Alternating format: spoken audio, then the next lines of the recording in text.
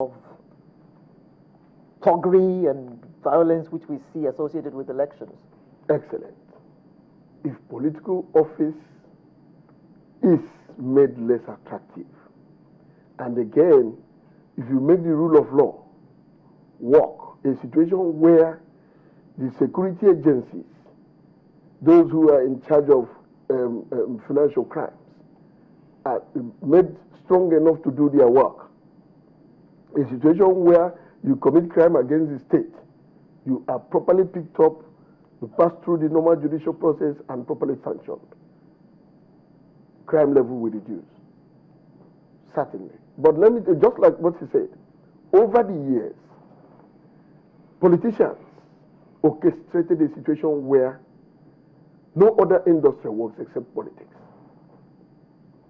I know of some people who make their money every 4 years when it's election time. They wait for it. These people are professionals. They take money from anybody, irrespective of political party, To wreak havoc.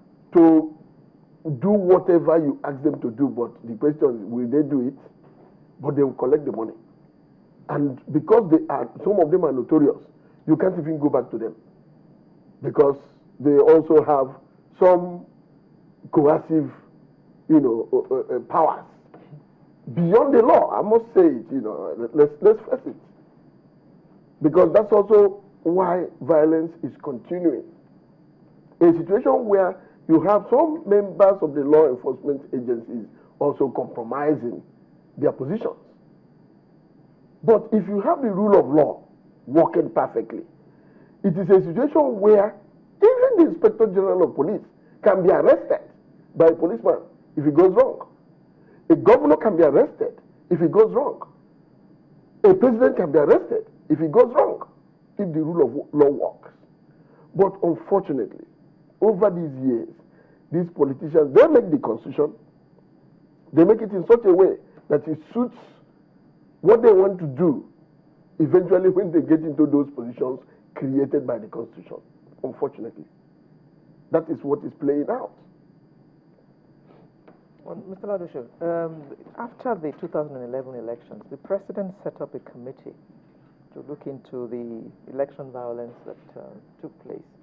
And one of its conclusions was that provocative statements were one of the main reasons for the violence. With regard to the 2015 elections, have we heard those kinds of insightful statements which are capable of causing election wahala? You see, Angela, I think our fear should even be that. My name is Alaro. Thank you. Sorry. Well, have we? My fear is that have we been able to place our finger on the level, not whether it is out there in the space, but the volume of those words and how it's already fermenting and germinating within the system. You see, when you see party leaders not only making provocative statements, but making some allusions that cannot be substantiated, that border on treasonable felony, it calls to question even the sensibility of not only the people that are voicing it out, but the kind of leadership they want to foist on our society.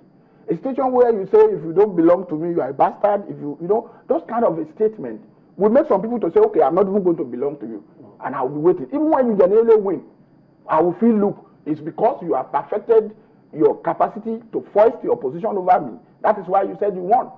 So that may bring about, in fact, it's already a festering ground for violence.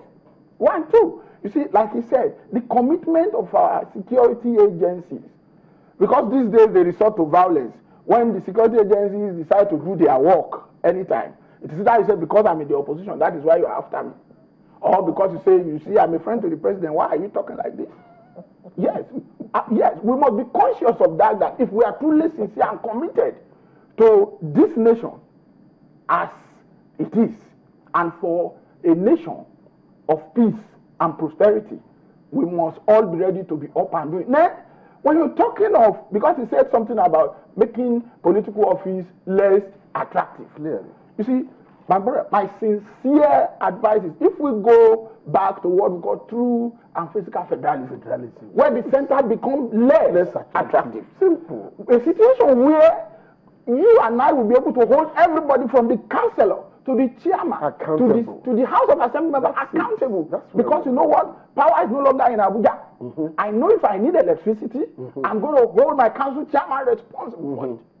We must, if an average Nigerian must look at that, any political party that is not ready to hold that for you, is not ready to guarantee your security. When we were growing up, we used to know what we call Olopa Saturday. That is those local policemen. Yes, they know the territory. They know every child born on the street near the police. So you cannot come from anywhere and commit crime. And if you are even within that place and you have tendency to commit crime, you will have started when you are young. So the policeman will say, you see that Oladosu know him very well. From primary school he's been stealing coins. So we watch him. So yes, because we must stop looking at this thing, leaving leprosy to curing one. Can we go to the root of the problem? That a situation where, look, the presidency, the man, for God's sake, in Texas, what is his business with what happened in the White House? As long as the economy of his state is festering and booming, okay? There are quite a lot of governors, I'm sure, in America today that hardly goes to the White House. But today, sir, if the president comes in Abuja, the governor will quickly buy bottled water and go and give him.